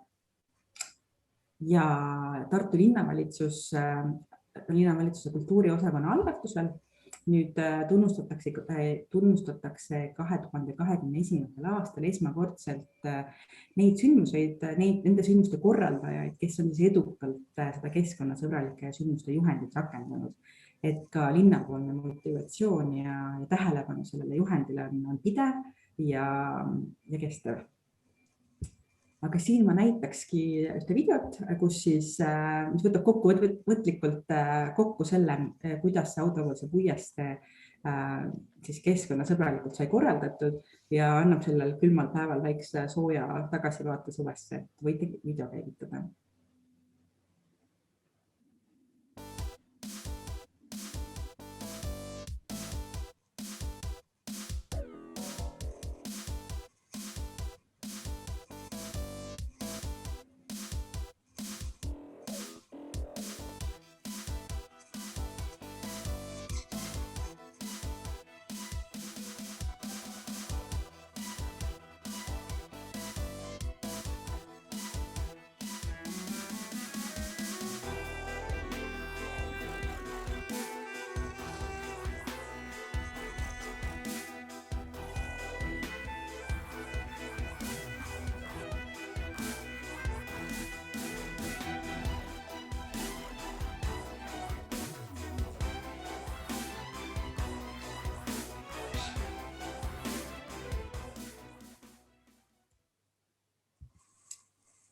Sellega tegelikult minu ettekanne lõpeb. Panen siia lõppu ühe Tartu valgusküla pildi sellest aastast, nii et tulge kõik Tartusse. Meil on väga äge valgusküla, kus on jällegi oleme jälginud kõiki enda kehtestatud ja välja mõeldud ja töötatud punkte, et tulge ülastage Tartut. Suur tänu, Marika, teeme seda kindlasti, et kellel veel Valgusküla käimata, siis suund vaja Tartusse seada. Tartu kultuuripealinn 2024 tiitel on kindlasti hästi-hästi suur tunnustus Tartule, Lõuna-Eesti piirkonnale ja kindlasti tervele Eestile toob palju tähelepanu nii selle aasta eel kui vaieldamatult selle ajal eelkõige. Küsimus, et kuidas Tartus mõne konverentsi või ürituse korraldaja saab kultuuripealinna aastaga haakuda, et kas on kuidagi võimalik kaasata kultuuripealinna sündmusi või tegevusi või ka kommunikatsioonisõnumeid oma üritustele? Ja lühike vastus on selline, et tõesti, et meil on olemas, me produtseerime ise, eks ole, läbi oma partnerite teatud määral programmi tükke, aga me kindlasti ka kaasame oma programmi meie väärtustega sobivaid teisi juba toimuvaid sündmuseid ja hea meelega aitame ka välja töötada, kui on mingeid uusi konverentse plaanis sellel aastal teha, et kuidas neid meiega kokku situda. Ma julgustan minuga otse ühendust võtma ja neid ideid põrgatama. Et ma usun, et lihtsalt ka üks oluline asi, mida meil tasubki veel eelnevalt vaadata, on see aeg, et millal see konverents peaks toimuma, sest et kui meil hakkab ka nüüd järjest tekkima see ülevaade, mis toimub, et siis et ei juhtuks seda, et kõik hotellid on ühel päeval täis ja järgmisel päeval on nad tühjad, et selleks on ka hea nagu meiega neid asju põrgatada, et siis me saame sellist ühtset aastaplaani teha ja sealt edasi juba kommunikatsiooni, turundust ja seda nii-öelda nagu üksteise võimestamist arutada. Et me oleme kindlasti soovime, et meie programm oleks mitmekesine ja oleme hea meelel räägime kõikide huvilistega.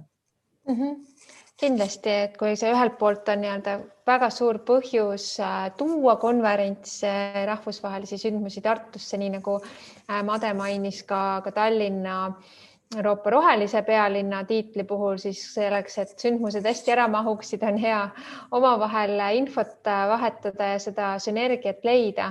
Kas kultuuripealinna programmi, mida sa nimetasid, kas sinna kuuluvad vaid sellised avalikud kultuuriüritused või kas see ametlik programm näiteks saab hõlmata ka mõnd eriala teaduskonverentsi Tartus, et kas on võimalik, et mõni selline sündmus on ka ametliku programmi osa? Ja, tegelikult on, et meil ongi need reklaamiminutid, et meil praegu jaanuarist alustabki Tartu linnas toimuvate sündmuste taotlusvoor, kus on siis võimalik taotleda endale lisarahastust meie juurest ja see, nagu need väärtused meil olid, et on ka valdkondadeülene ja rahvusvaheline koostöö, et siis see on meile oluline ja kui on soovi ja võimalust korraldada Tartus sellel aastal mingi suur valdkonna temaatiline konverents, mis toob siia oma ala tipud ja palju tähelepanu, siis jällegi, et hea meelega see tegelikult võiks sobituda meie programmi ja meie jällegi omalt poolt saame pakkuda külalistele siis nii-öelda enne ja pärast tegevusi ja näidata, mis samal ajal veel siin kultuuripealinna raames toimub, et kindlasti ma arvan, on see mõttekoht ja selle peale võiks mõelda. Suur aitäh, Marika, kõige selle ülevaate ja info eest. Hea meelega jagame peale webinari ka sinu slaide ja ka neid linke, mida sa mainisid videomaterjalile ja juhendile kestlike sündmuste korraldamiseks, et need on väga vahvad ja kasulikud praktilised abivahendid. Soovin jõudu nii sulle kui kogu teie tiimile kultuuripealinna aasta ettevalmistamisel ning kuna sinnamaani on veel jupp aega, siis küllap me kohtume kindlasti veelgi ja kuuleme lähemalt, kuidas programm ja plaanid täienevad. Ja, rõõmuga, aga aitäh kutsumast. Aitäh. Ma usun, et tänane webinar on pakkunud mitmekülgset infot selle kohta, mida Eestis juba tehakse keskkonnasäästlike, kestlike konverentside ja ürituste korraldamisel, andnud inspiratsiooni ja praktilisi näpunäiteid, mida ma loodan, et saate oma sündmuste planeerimisel ära kasutada. hoolimata sellest, et praegu hetkel võib-olla on koroona kriisi tõttu natukene pidurdunud näost näkku sündmuste pidamine, siis kindlasti usume, et nad taastuvad ja taastuvad õige pea ja siis on ka keskkonnasäästlike põhimõtete rakendamine hästi oluline nende edukaks elluviimiseks. Suur aitäh tänastele esinejatele ja teile kõigile osalemast. Suur aitäh Videalile meie tänase tehnilise toe eest. Nagu juba mainitud, siis me jagame teiega tänase webinari salvestust ja slaide. Samuti saadame nende materjalidega koos väikese ankeedi, millega palume teie tagasisidet tänasele webinarile ning ka ettepanekuid tulevate kordade teemade osas või ka kui olete huvitatud näiteks oma korralduskogemusi jagama. Kõik need ettepanekud on väga teretulnud. Meie järgmine konverentsisaadikute klubi webinar on plaanis järgmise aasta alguses. Samuti me oleme kavandamas erinevaid tutvumiskäike uutesse sündmuspaikadesse, case study seminare ja konverentside sobivate elamusprogrammide ja teenuste tutvustusi. Selleks, et olla kõigi nende uudiste ja tulevate sündmustega kursis, siis kutsun teid üles liituma konverentsisaadikute klubi Facebooki grupiga, jälgima konverentsibüroosid Facebookis ja LinkedInis. Koos Tallinna ja Tartu konverentsibüroode ning Visit Pärnuga oleme teie jaoks ikka olemas, kui teil on mõni sündmus plaanis või soovite mõnda üritust Eestisse kutsuda, siis pöörduge julgesti meie poole, aitame mõttega liikvele minna ja ka konverentsi korralduspartnerid leida. Aitäh teile kõigile täna kuulamast, soovin teile ilusaid pühi ning uute kohtumisteni rõõmsasti juba uuel aastal. Aitäh, kõike ilusat!